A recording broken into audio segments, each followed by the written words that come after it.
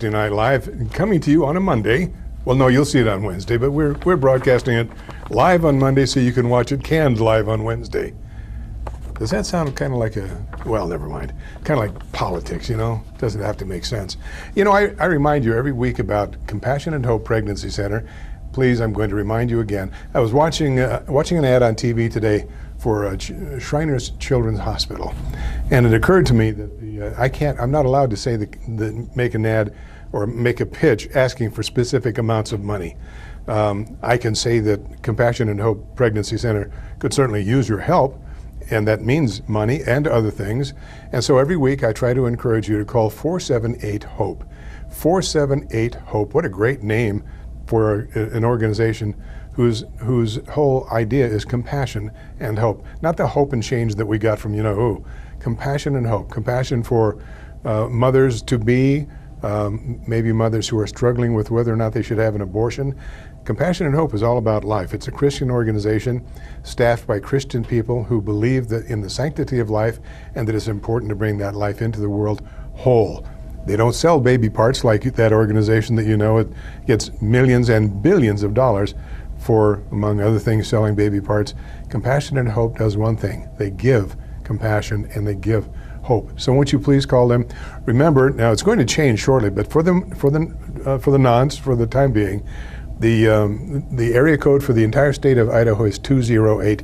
Just put that down in your memory. 478-HOPE. Please call them. See what you can do to give some compassion and hope to an expectant mother. I know you'll be glad you did. God will be pleased, and I'm sure the mother that gets help will be pleased. And I forgot to remind you last week, I'm going to do this. I'm going to try to remember to do this regularly because I'd really like to get some dialogue with you folks who view the program. Now, the program shows on actually on the Pocatello community media, and it also shows on my own site. So my wife maintains a Facebook page for me. So if you go to Facebook and search for Wednesday Night Live Pocatello, it's very easy. Wednesday Night Live Pocatello, and then you'll be able to see my show and other information that I may be putting up there, or goes up there about it. And you can also message me there, and I would really appreciate it. I'm open to suggestions and ideas. I'm certainly open to constructive criticism. If you see something that I can be doing better, that will better inform you and bring information that you're interested in, then please go to Facebook, Wednesday Night Live Pocatello. Leave me a message, and we'll follow through from there. We will read every message, so we're not going to throw it on the ash pile, as they say. Last week I shared with you, and 2 weeks before that, there were a couple of recent letters to the editor type thing. One from Helen Avila Hunt, where she went after Reverend Jonathan Dinger, the senior pastor at Grace Lutheran Church, and it was an ugly piece, and it was attacking him for what she felt, Ms. Hunt, that Pastor Dinger was saying or didn't say or should have said about the horror that happened in Orlando when 49 people were outright murdered by a registered Democrat, I might add, also a Muslim terrorist. And Pastor Dinger had written what I felt, and I think many people in the community did, was a very caring and compassionate and sensitive letter to the editor, instructive. Well, Helen Avila Hunt took exception and didn't think she thought he should have done more in areas that she felt were important, and so she went after him. And then subsequent to that, a woman named Gloria Mayer, or Mayer, depending how she pronounces it, a woman whose name was completely unknown to me before that, she decided to go after him also, and I responded to her letter last time. Well, there have been a couple letters that came in since then that were, I guess you would say, they were pro Jonathan Dinger. I wanted to share them with you. Now, one of them is a little late in getting here since today is August 8th, so this is a couple of weeks old, but this was in Friday, July 15th, the Idaho State Journal, Your Letters section, and it reads as such. Ms. Della Hunt Avila, do you really know the spiritual leader you are criticizing? And did you really read the article with an open and unbiased mind? First, the spiritual leader you are talking about is Jonathan Dinger. And to simply call him a spiritual leader is not only cliche, it absolves you of looking at him as a person. Jonathan Dinger is a minister of the gospel of Jesus Christ, a pastor, a community leader, a compassionate and generous man, a man of deep conviction, and a personal friend. I too read the article and found his comments refreshing, fair as well as appropriately critical of all sides, and factually accurate. Remember, he was writing for the faith page, not the opinion page, and in doing so he has every right to applaud the efforts of his denomination. That is not forwarding an agenda. In fact, he was extremely critical of those who were using the Orlando tragedy to forward their agendas. Also, you criticize him for not being part of the Pocatello Interfaith Fellowship and try to paint him as a separatist. I, too, am one of many pastors who do not belong to PIF, Pocatello Interfaith. I doubt you are aware that Jonathan is an active member of another pastoral group that meets for prayer for our community weekly, plans joint activities and community events, assists each other in meeting the needs of our community by supplying volunteers and finances for both church and community activities, shares counseling services, and provides ongoing care for families and individuals in need who have no direct connection to our respective congregations. If you do not know about this group, it is because we don't need or desire the recognition or want to use our group to forward any agenda. We simply want to serve our community. The Jonathan Dinger I know is not the person you've tried to portray him to be, and you would be hard-pressed to find a person who is as fair to others he disagrees with, yet remains true to his convictions. And this was signed by John Robinson, pastor of Gate City Christian Church. And I thought, Pastor Robinson, that was very well read, very well written. I hope I read it as well as it was written. And I think it was a much more accurate portrayal of Jonathan Dinger. And then just a couple days ago, August the 6th, another letter, Saturday, August 6th, your letters, the section in the paper of Idaho State Journal, and it says, as director for the Church of Jesus Christ of Latter-day Saints in the Pocatello-Chubbuck area, as such, I have the opportunity to associate with many faith leaders in our community. It has been a blessing in my life to get to know these wonderful individuals. Much of my interaction is through the Portneuf Valley Interfaith Fellowship, a faith group that all persuasions are encouraged to attend. There is another group of faith leaders that also meets and accomplishes much good in our community. Many of the faith leaders belong to one group or the other, with only one pastor that I am aware of meeting with both. Whichever group the good men and women of faith associate with doesn't determine whether they are actively engaged in good works in the community. It seems there is enough good to be done for everyone to have plenty to do. I'm writing to share my experience with Grace Lutheran Church and Pastor Jonathan Dinger. I've been acquainted with Pastor Dinger for more than 4 years, and I have found him to be consistently pleasant, helpful, and willing to partner. Some examples of the work Grace Lutheran has done in the community. They annually join with other faiths to support PVIF's annual Feeding the 5,000 Families. Pastor Dinger and congregants participated in the community religious discussions, including hosting one such event at their place of worship. Grace Lutheran has partnered with other churches in providing school supplies at back to school, worked with the food bank and in prison ministry. Pastor Dinger spearheaded meetings to organize the faith community should Pocatello experience a violent tragedy. Grace Lutheran has been actively involved for many years in Gateway Habitat for Humanity. This is the list I'm aware of and doesn't include many other good works done by individual members. I appreciate the asset the Grace Lutheran congregation and Pastor Dinger are to the community. And that was signed by Larry Fisher of Pocatello. I know Larry's a decent and upright man, and I appreciated seeing his support also for Pastor Dinger. And as I've said, I have a personal interest. Pastor Dinger's the senior pastor at Grace Lutheran Church, of which I'm a congregant member, and he's my pastor. So certainly I was wounded when I saw people attacking him, and I'm glad to see these two people, these two men of character and of substance in the community, with some nice words to say about a very decent man, Jonathan Dinger. Well, I wanted to share with you, it's a little lengthy, but it's kind of, let's call it observations on man. Very well written. I can't take credit for it. I would like to. I think it really is substantive, but a friend of mine wrote this, and I asked his permission to read this. I'd like to share this with you. It starts, Some longish thoughts on Nice, Paris, Dallas, Orlando, Brexit, elections, ISIS, etc. 1. Evil exists. In the classic Christian worldview, sin, death, disease, the devil, and the like are real. All of humanity and all of creation is affected by this. There's not one aspect of life that has not been affected but what we in the church call original sin. Until Christ comes to restore all things, we should expect evil things to happen.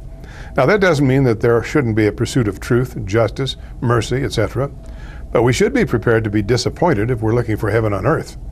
No political candidate or political system, excuse me, no amount of lawmaking, court decisions, media awareness, dialogue, educational system, economic opportunity, or the like, pardon me, folks,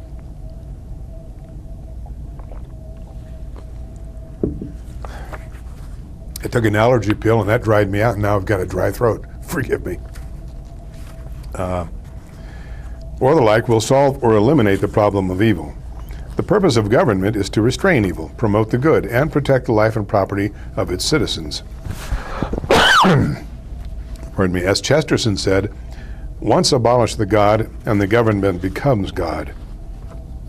Looking to flawed people in a flawed system to fix a flawed world will always result in despair and disappointment. The ultimate solution to evil is found in a manger, a cross, and an empty tomb. However, we do have a duty to expose, confront, and at times eliminate evil when it appears for the love of neighbor, especially from the kingdom that wields the sword, the government.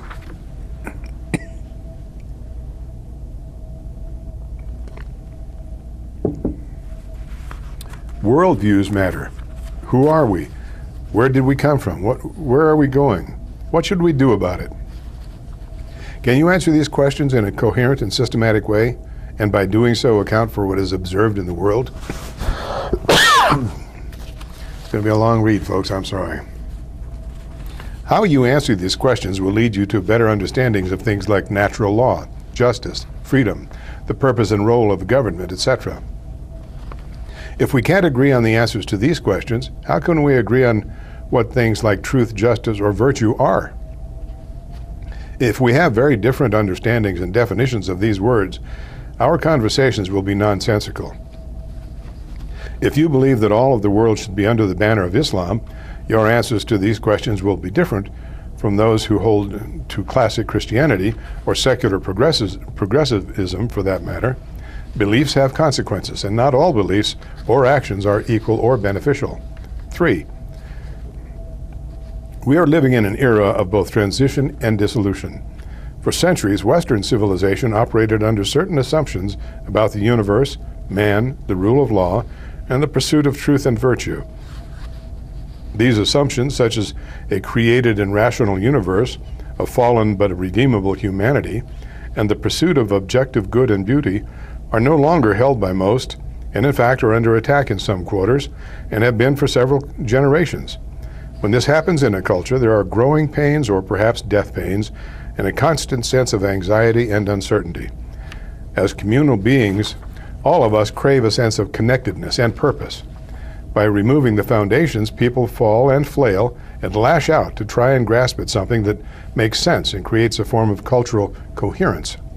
Because the West has emphasized a sort of privatization principle about anything important, keep your religion to yourself and only on Sundays, what used to unite community is now a pariah. Rather than a common language, music, history, religion, virtue, calendar, etc., we're now supposed to find our identity in amorphous principles of democracy, rights, or equality without any sort of coherent worldview and culture. In fact, trying to create or preserve such a culture is considered intolerant or bigoted or, insert the prefix of your choice, for phobic. So we want the benefits of thousands of years of cumulative Western civilization, but reject the reasons for that civilization. And we wonder why we're anxious, confused, and divided. Should we wonder why we can't seem to confront the rise of political Islam or jihadists in any systematic way? 4. The good news is that this level of cultural chaos and volatility is simply unsustainable. Bad ideas, bad decisions, and bad philosophies will die, and the truth will have its day. However, it is certainly possible that things could get much worse before there is any sort of revival or cultural renewal.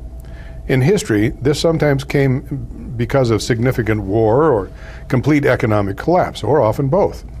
While we can remain hopeful and prayerful that we can avoid something of this magnitude, we need to be honest and realistic about the challenges ahead.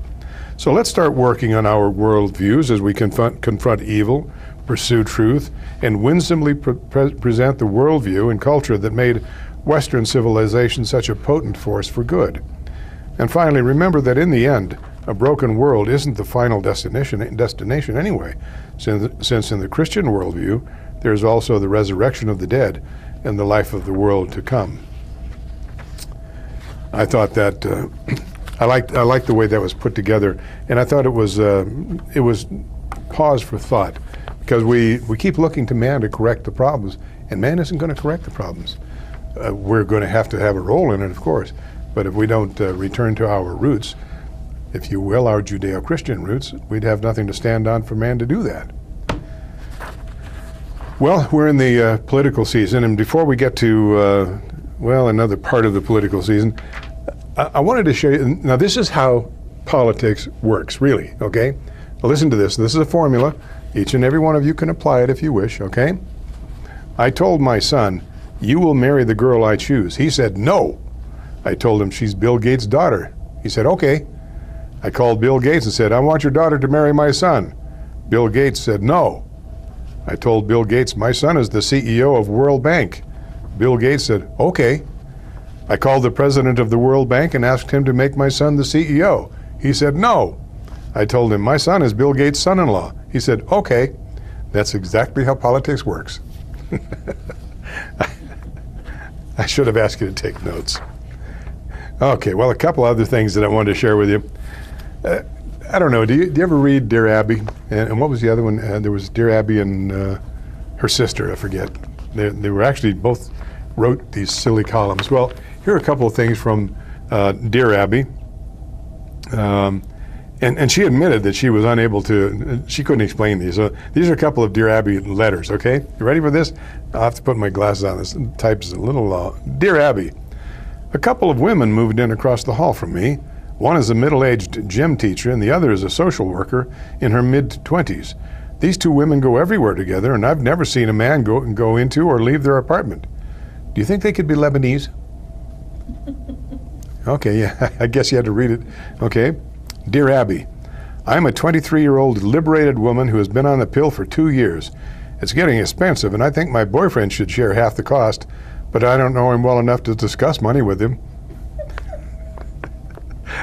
Does that speak volumes about our times?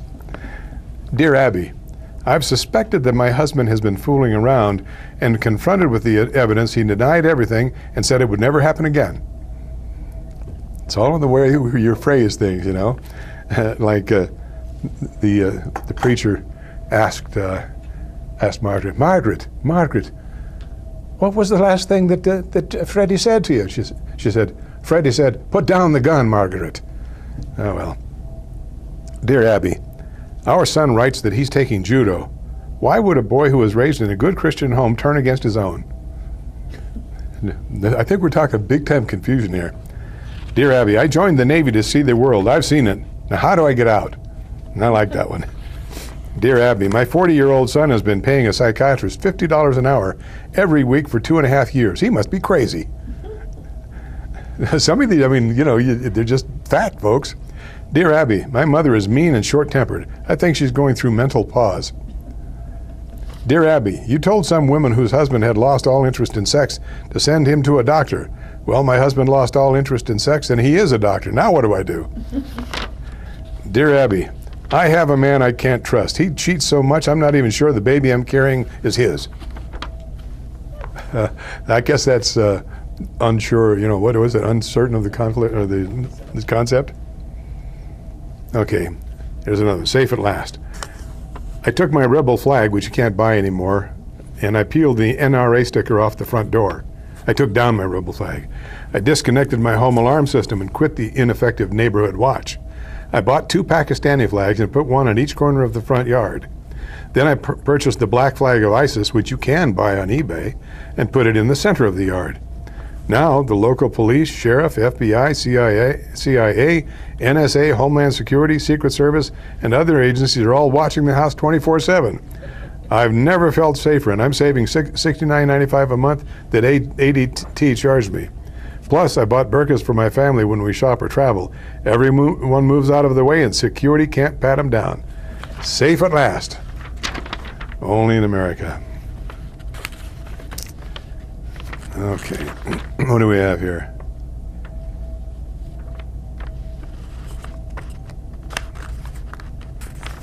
Okay, that's a little more political, so we'll just kind of pass that. I got a couple more, and I'll share them at an appropriate time.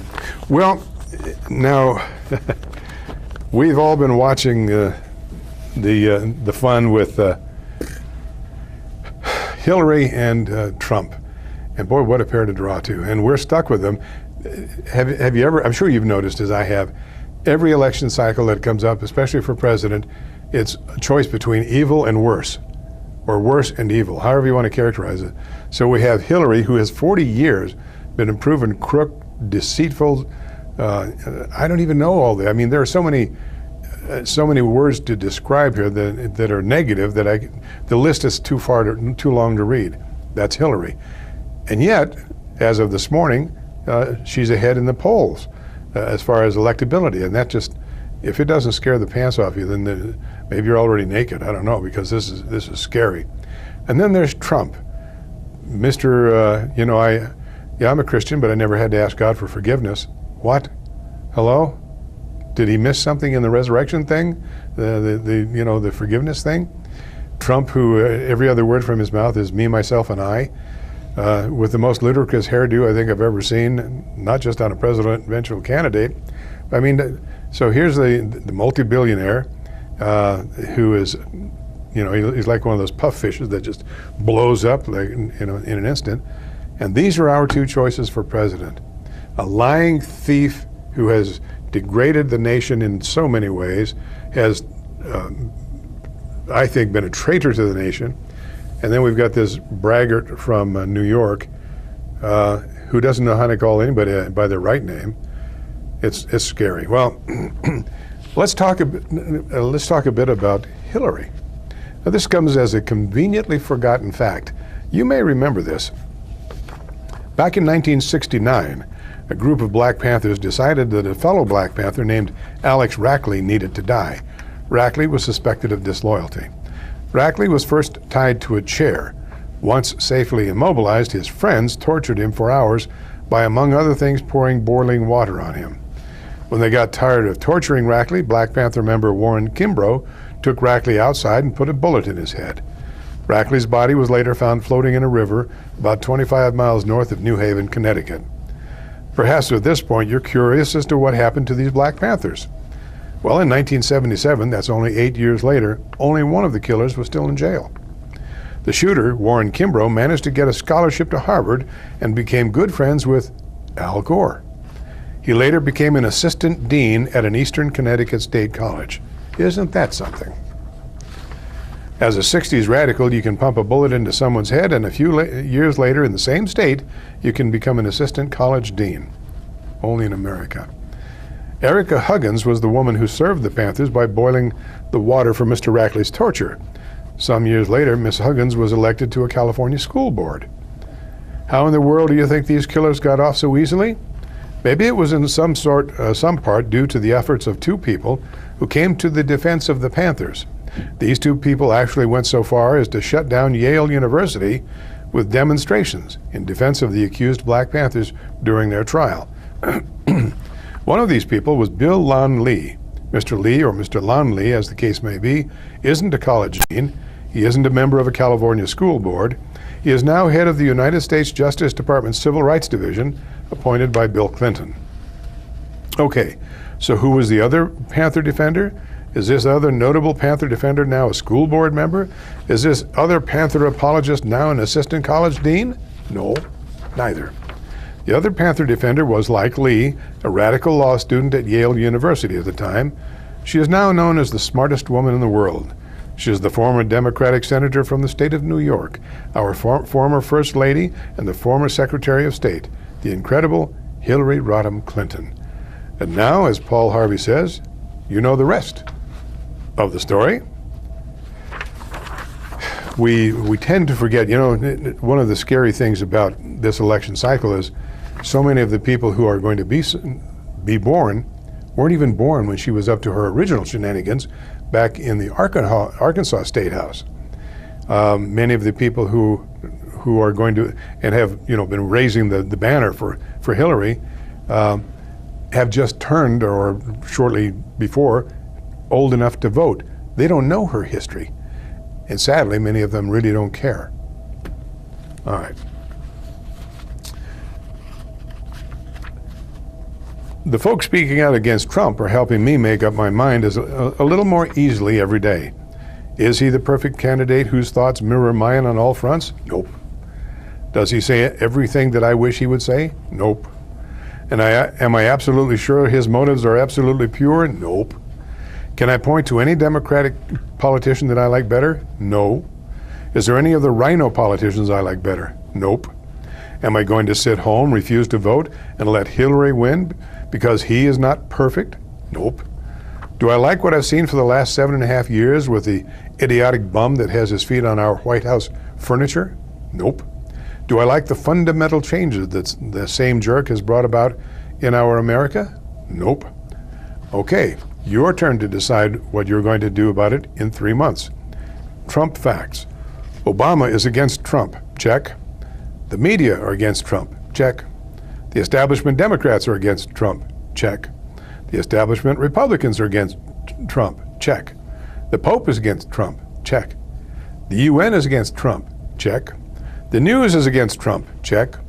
China is against Trump. Check. Mexico is against Trump. Check. Soros is against Trump. Check.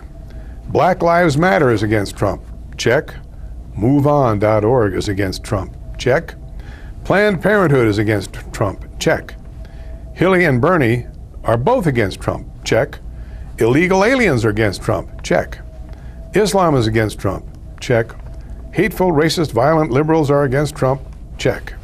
Therefore, if you have so many political insiders and left-wing nutcases all so scared to death that they all speak out against him, then it seems to me that Trump must be the best qualified candidate we could ever have.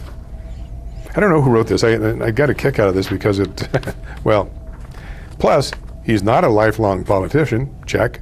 He's not a lawyer. Check. He's not doing it for the money. Check. He's an American citizen born in the USA by American parents. Check. Bonuses. Whoopi said she'll leave the country. Check. Rosie said she'll leave the country. Check. Sharpton said he'll leave the country. Check. Cher said she'll leave the country. Check. Cyrus said she'll leave the country. Check. Hillary will go to jail. Check, check, check, check, check. The Constitution and the Bill of Rights will prevail. Check. The budget will be balanced in 8 years. Check. Americans will have first choice at jobs. Check. You'll not be able to marry your pet. Check. You will be able to keep your gun or guns if you qualify and are not a criminal or crazy. Only living registered U.S. citizens will vote. Check. Must show ID to vote. You can have and keep your own doctor. Check. You can say whatever you want without being called a racist, an Islamophobe, a xenophobe, etc., and he will make America great again. Come to think of it, we have no place to go but up. Pass it on and God bless America. Check. I'm not advocating voting for him. I'm just reading what this person put down here. But there certainly are more checks in the plus column. This was kind of interesting. This came to me as an email. I wanted to see how we're doing on time because we do want to. You know what? Before we go into that email, Ken, are we queued up on that first? Get a kick out. I mean, watch this.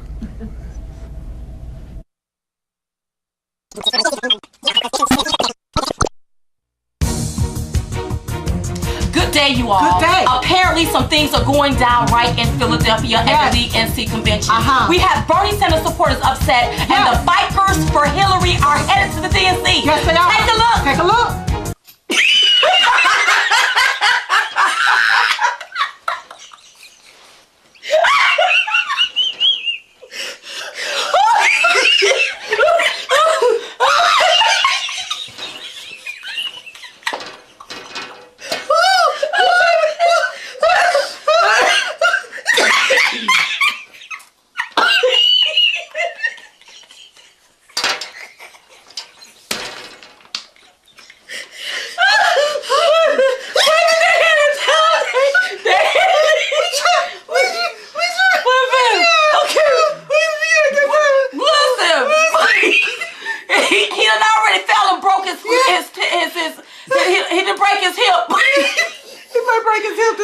This time he may break his hip. The last time he broke his temper bone. He broke one of them bones, the biggest bone in your leg.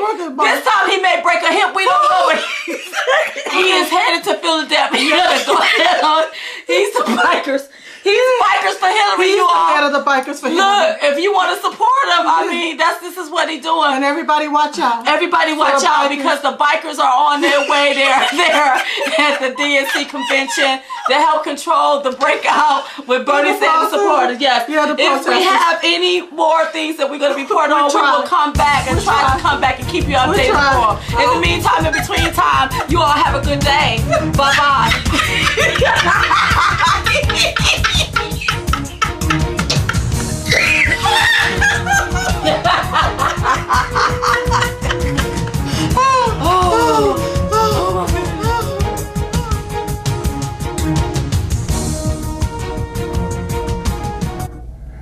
Well, they say laughter is good for the soul, and I've got to tell you, when my wife saw that, she said, "Ralph, you've got to see this." I watched it.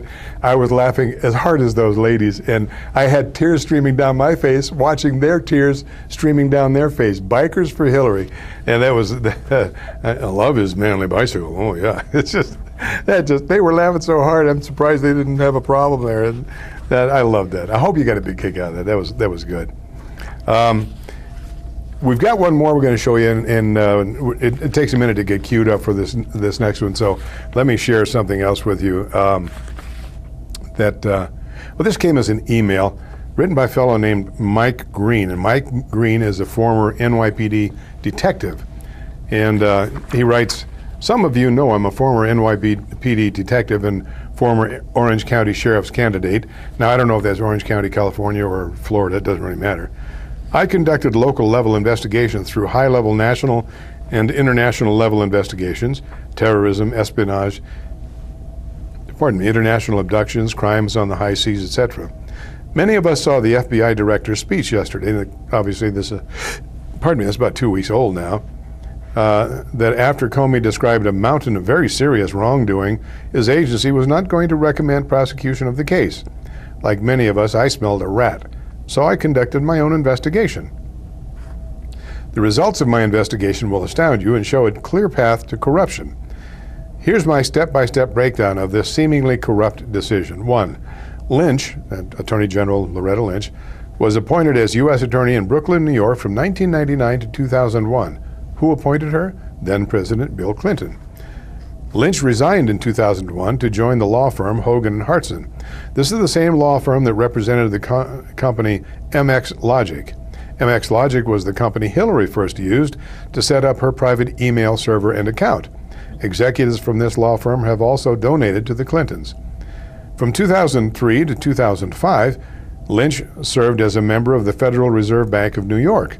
The Federal Reserve Bank is actually a privately owned corporation comprised of numerous banks. Several of these banks and/or their executives have donated to the Clintons' political campaigns and to the Clinton Foundation. In 2010, President Obama reappointed Lynch as U.S. Attorney in Brooklyn. In 2015, Obama then appointed her as head of U.S. Attorney for the nation. A few days ago, as we all know, Lynch met with Bill Clinton privately on her private government jet. This meeting was a few days before the FBI interviewed Hillary and a few days before today's announcement. After this meeting, Lynch said something that no U.S. attorney has ever said. She first apologized and said she should not have met him, obviously an apology based on being caught, not apologizing for the actual incident. She then stated that sometimes U.S. attorneys do not state, what sometimes attorneys do not state. She stated her office will be guided by whatever recommendation the FBI gives them. Why was this statement ridiculous? She's the head of the U.S. Department of Justice. The FBI is a subunit of the DOJ. She is the top boss, not Comey and not the FBI. Her office decides to prosecute or not the FBI. In 1996, Comey was appointed as a Senate Committee Investigator Counsel to investigate the Clintons in Whitewater. His findings concluded no wrongdoing with the Clintons. Comey and Lynch met back in the early 2000s. Comey was appointed by Bush as the U.S. Attorney for Manhattan. In 2002, Bush appointed Comey as Deputy U.S. Attorney, and he was tasked with investigating Bill Clinton's mass pardons as he left office. Comey concluded that Clinton had done nothing wrong. Comey went into private practice in 2005. In 2014, Obama appointed Comey as FBI director. Lynch is Comey's boss, as she is the head of the parent agency, DOJ. Lynch is the chief law enforcement officer of our nation. Comey holds the number 2 position in the sub-agency, the FBI. At the end of the day, how do we have Lynch, previously appointed by Bill Clinton and formerly an employee of the law firm that is connected to Hillary's email scandal, in charge of the investigation into Hillary's email scandal, with the lead investigative agency led by a man who twice investigated the Clintons and both times found them not guilty of wrongdoing, also appointed by the current U.S. president, who appointed Lynch, who is Comey's boss. And Comey and Lynch have known each other for decades as well. How is this investigation to have ever been legitimate? And that was Mike Green. Ken, are we ready on that? Okay, please watch this. Does that mean that if Dinger or anybody else wants to write anything, that they must first go to, because he never mentioned Helen Evelyn Hunt. She went after him. He never mentioned her. He had no reason to. He was talking about Orlando. But does that mean, according to this mayor's logic, then if you or I or Pastor Dinger or anybody else want to write something, we must first check with Helen Avila Hunt, or maybe we need to check with Ms. Mayor and see if it. Okay, we've got a little glitch here. That was a piece from actually last week's broadcast. We have another one. Do you remember? Maybe you watched it, maybe you didn't. At the RNC convention, when Chris Christie, the governor, is he governor? I guess he's. I forget. He's the high mucky muck from New Jersey. I think he's governor. Anyway, he did a mock indictment of Hillary Clinton, and if you watch that, it was very interesting because he did it point by point, just as if he were in court. It was obviously meant to be kind of tongue-in-cheek, but it was very revealing also. Well, while we're waiting to see if we can get that straightened out, and let me just share something else with you. You know, government has wheels within wheels that just sometimes mystify. Did I bring the wrong disc in? I think so. Number 4 on there, number 5? No, there is no number 4 or number 5. Is there something at the bottom that says Chris Christie? Governor Chris Christie indicts Hillary Clinton. Yeah, and that's not what came up. I'll be darned. Well, folks, we won't get to watch that one. Well, that's all right. We've got plenty to do. You know, before we do that, before we get to some of this other stuff, we keep hearing from Sheikh Obama. I use his Muslim title, Sheikh Obama, and all of his friends like Loretta Lynch and the friends are too numerous to mention, who are always copying a plea for Islam. And if they even mention the word Islam, because in their lexicon, the word Islam doesn't exist unless they're portraying it in what they consider to be flowery, wonderful terms. And if they're trying to push it off as the religion of peace, which for 14 centuries, that's almost a millennia and a half, it has been nothing but the tip of the sword. In fact, I again recommend to you, as I have before, a book that I think you will find extremely enlightening. It's easy to read. There are many sub-chapters, so you can read it chapter at a time, and it gives you an awful lot of information. This is got to be the ugliest cover for a book I've ever seen. The book is titled Slavery, Terrorism, and Islam: The Historical Roots and Contemporary Threat. And it goes basically chapter and verse, and it shows how Islam has never been a religion of peace, ever. The only peace in Islam is when everybody is under the tip of the sword and obeying Sharia according to whoever rules in that particular community. It's like the mafia. You know, you used to have 5 families in New York, and they were busy killing each other until they could so they could have one that was going to run all of New York. Well, Islam is the same way. You've got Sunnis being the largest part of Islam, Shia being the second part, and then it goes down 72 sects of Islam, each with their own, Salafi have their things and so on, Alawites, and can't even name them all. But each of them is really vying for one thing, and that's world domination under what they call a caliphate. And in order to get the caliphate, we've all seen this now. You have to, I think it's important to keep this in mind, the contrast between civilized the Western world, and the 7th century mentality of Islam couldn't be more stark. Now remember what I've shared this with you many times, and I'm going to continue to do this because it's important for us to know what Islam is. Islam is not a religion. I say that twice. Islam is not a religion. Islam is a world force or a life force that includes a religion, which is the Quran. The Quran, the Hadiths, and Sharia comprise what we think of as Islam. Unlike our Judeo-Christian way of thinking, we have a political world that's separate from our theological world. They don't. The Quran is, according to Muhammad, the alleged messenger for Allah, their God. The Quran is supposedly the living word of Allah. Muhammad is the messenger. Anybody who disagrees with it must die. Very simple. I mean, it can't get more simple than that. But in order to continue pushing their religion of peace out at us, let's see how this plays out. Now, these are newspapers going back a very short period of time. I wanted to share, and I'm just going to share basically headlines with you, okay? This is Idaho State Journal, Saturday, July 23rd. Massacre in Munich. And I was wondering when I looked at this, that's not the front page. The front page has to talk about a traffic accident on I-15, multiple accidents, strong winds, man sentenced for multiple crimes, and a woman charged with murder at home, local issues.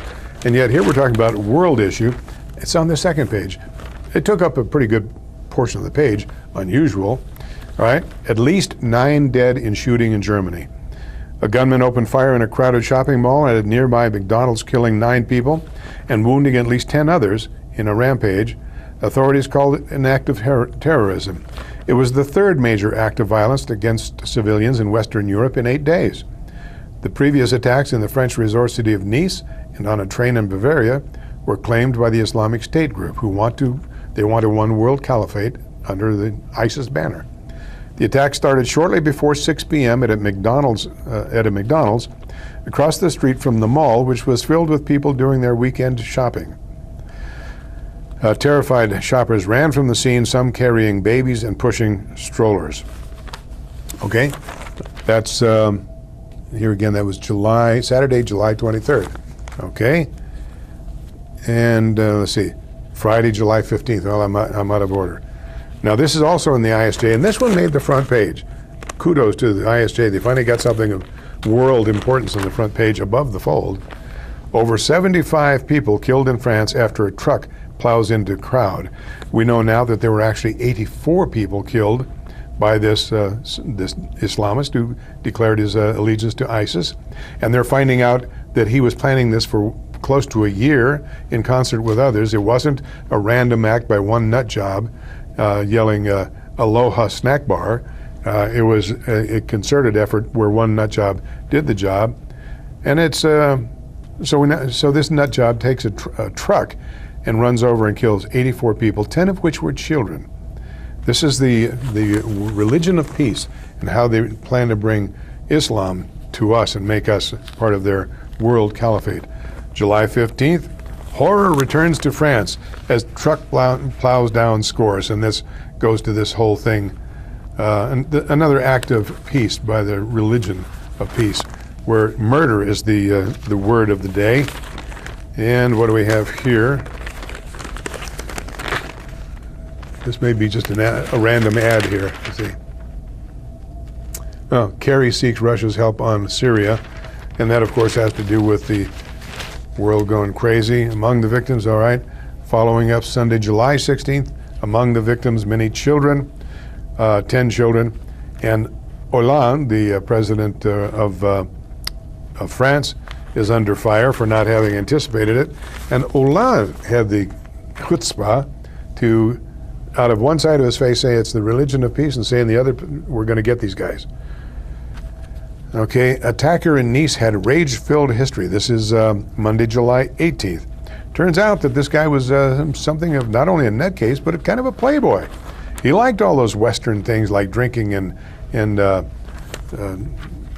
as we used to say as a kid, hooring around. He was all into that kind of stuff until it came time for him to do something for Allah, of course. All right, here's, now we're just doing a little reprise of all these wonderful things under Islam and why we should all want to be part of Islam. Monday, July 18th, Starr's brother held in honor killing. And this is one of those beautiful things where this young girl had become very westernized, and she made some videos where she's doing kind of suggestive dancing, and she's dressed in various types of Western clothing and all that. Well, her brother, by golly, he had to retrieve the honor of the family, so he murdered his sister. Isn't Islam wonderful that it can teach us such wonderful things to make us all see the depth of caring? Remember, one of the things Islam talks about is how they protect women. Okay, here we go. Let's see, this is the Wall Street Journal, Tuesday, July 19th. Now, these are almost every day. Pakistan honor killing, oh, okay. The honor killing exposes tensions. Her older brother killed her, and it goes through all of the tensions in the community between some who feel that maybe it wasn't a good idea and others that say, good for him. They needed to do that, okay? Follow-up story on July 19th. The attacker in Nice led a wanton life. He was a drug user, drinker who officials said sought terror propaganda. And then there was a migrant that goes on a German train rampage. Afghan man is shot dead by police after assaulting passengers with a hatchet and knife. You may remember about a year ago when another Islamic nutcase attacked a soldier, a British soldier. He was in the streets, someplace in London, I believe, and this Islamic nut job went after him with a meat cleaver and a butcher knife and literally butchered him in the street while people watched. And he deserved it because he was in uniform and he represented Western oppression of Islam. And so this jihadist decided to do what Muhammad told him to do, and that is to kill the infidel. All right? Islamic State lays claim to the German train massacre, the rampage. So Islamic State managed to make sure that they get their name in the paper. Let's see, there was another part of that, I think. Axe assault turns focus to young refugees. Talking about how this is adversely affecting the young refugees because now people are suspicious of Muslims when they see them in their neighborhood. All right, Pakistan debates religion's role. As honor killing continue, some lawmakers challenge state ideology arm. Now, it's interesting that Pakistan, not the only nation in the Middle East to have such, but their constitution makes Islam the state religion. Ministers weigh Islamic State fight. In Saudi Arabia, of course, Islam is the state religion. In Saudi Arabia, the very country that has spent billions and billions of dollars to put madrasas, those are Islamic schools, and majids, which are the mosques, the Muslim mosque in this nation. They have thousands of mosques and thousands of madrasas here teaching their hate, and yet we don't have one single Christian church, and I don't believe there's one synagogue left in Saudi Arabia. The very people that we fought, and many of our young men and women died to protect these swine from other Islamic swine. Is there an irony there? Yeah, there is. All right, let's see here. Rampage at Munich Mall sends city into lockdown. Wall Street Journal. This is Saturday, Sunday, July 23rd. The Saturday, Sunday edition, July 23rd. Every day there's something on, well, if you're on a real newspaper, it's on the front page. If you're on the Idaho State Journal, it may be on the second page. But every day there's something more about the wonders of Islam. No escape for Germany in wave of terror. Do you remember? If you saw, I showed some film clips on my program some time ago about when this humongous Hajj, this surge of millions started moving into Europe, and in various countries in Bavaria, the southern part of Germany, people were welcoming them and trying to bring them in and make them feel welcome. New Year's of this year, just New Year's past, there were some 1,200 rapes of German women by Muslims, showing their appreciation for being brought into a safe country where they could be fed and housed and all that. Munich attacker planned the spree for a year. There's an interesting photograph on. There's no way you can see it there, but in this photograph, you see a number of young people. They all look to be, maybe one or two not, but most of them look to be European. And here's one kid here, very European appearance, got his hat on backwards, gangster style, whatever you call it, the oversized shirt. He's dressed down, and he's doing the Muslim prayer stance, praying to the same Allah who requires that all of these Westerners die. Nations aim for inclusive growth. Instead of protectionism from these monsters, we need to include them. All right, going on, Monday, July 25th, Kabul reels from Islamic State strike. Sunni extremists' first big attack in Afghan capital stirs fear over sectarian violence.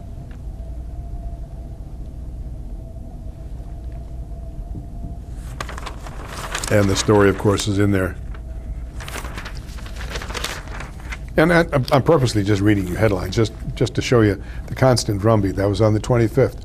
Here we are on July 26th. The Islamic State claims Germany bombing. Series of attacks over past week add new fuel to debate over migrants and security.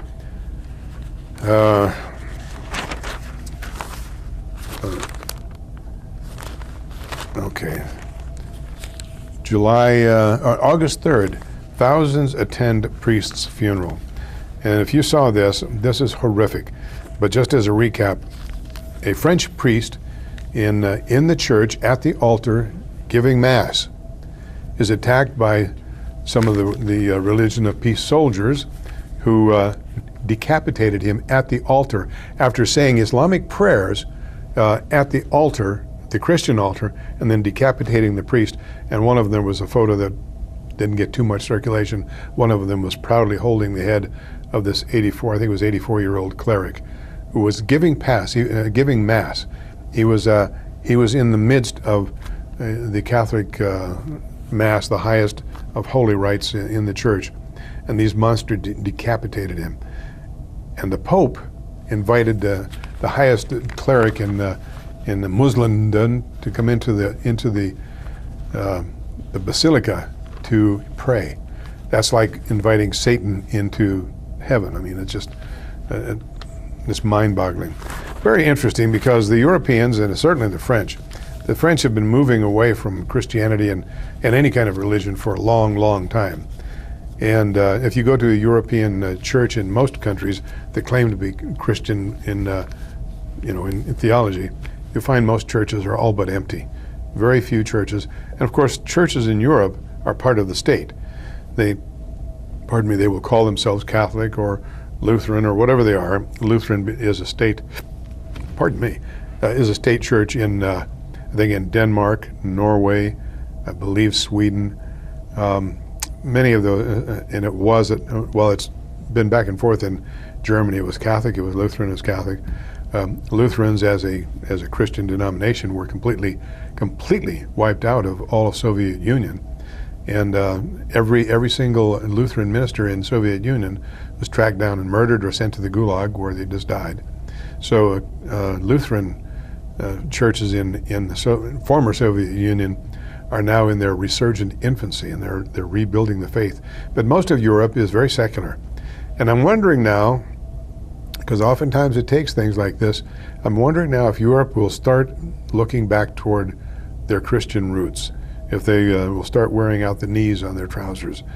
It'll be interesting to see, because let's face it, the French are noted for a lot of things, but I don't think they're going to, they're not going to be saved through their wine drinking ability or their cheese making ability.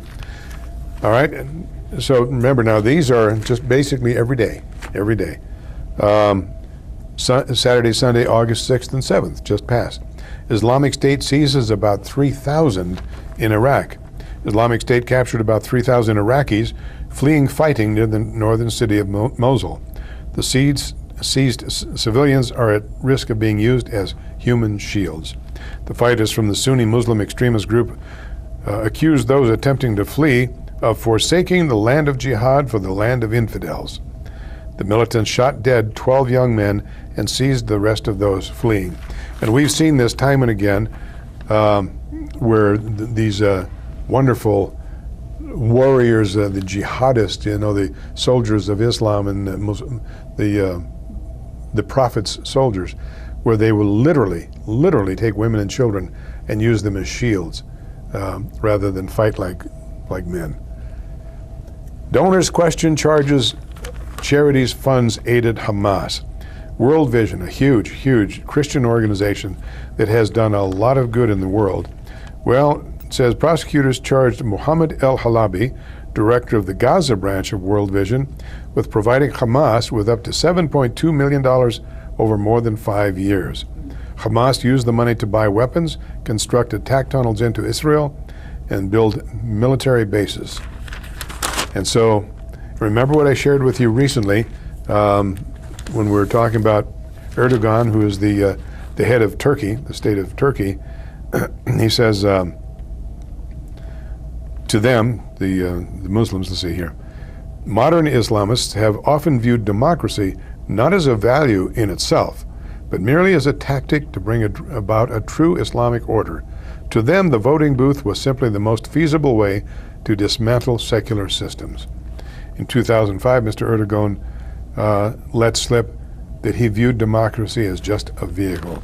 So can we trust the Muslims? Well, we can trust them to be one thing, and that is Muslims.